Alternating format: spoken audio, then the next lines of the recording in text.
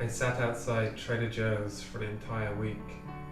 Summer had long since turned to a chilly fall, and I was a long way from Illinois where I'd spent most of my life. Westfield was a nice town, I guess, but I didn't really get to see much of it from my cardboard box. I was packed in tight with lots of others like me.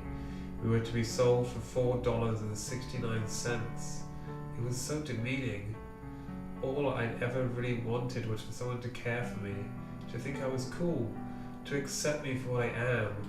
But what chance did I have? I was the smallest pumpkin in the whole batch.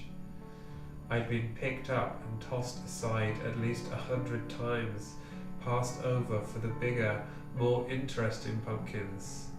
I began to feel like no one would ever want a pumpkin like me, and that I'd be left to sit here and rot. Pick me, I would scream silently at the little boys and girls who walked by with their parents. I know I don't look like much, but I'd love to be carved and put on display. It was useless. I had no mouth. I began to sink into depression, convinced that no one would ever take me home. And then I met Laura. Laura was the best thing that had ever happened to me. The moment she held me in her arms, I knew that we were meant to be together. She was littler than the other kids who had callously rejected me. We were just the right size for each other. She spent her entire allowance on me, and when her mom tried to put me in the trunk with all the other groceries, Laura asked if she could carry me on her lap instead. All through the slightly bumpy ride to the house, I could barely contain my excitement. Someone finally thought I was cool. That night, sitting on the kitchen table, surrounded by pages of the Star Ledger, I felt my first pangs of fear.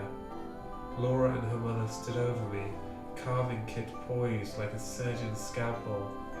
I suddenly realized how attached I'd grown to my seeds and my pulp, and I wasn't entirely sure about having the top of my head removed, without anesthetic either.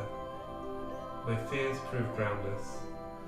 Not only did I not have any nerve endings from which to experience pain, after all, I was just a pumpkin, but they made me look so beautiful. I loved my new eyes and nose and the flickering warmth of the candle heart that they'd given me. Most of all, though, I was glad that they'd carved me a big mouth. I used it to smile for the first time in my life.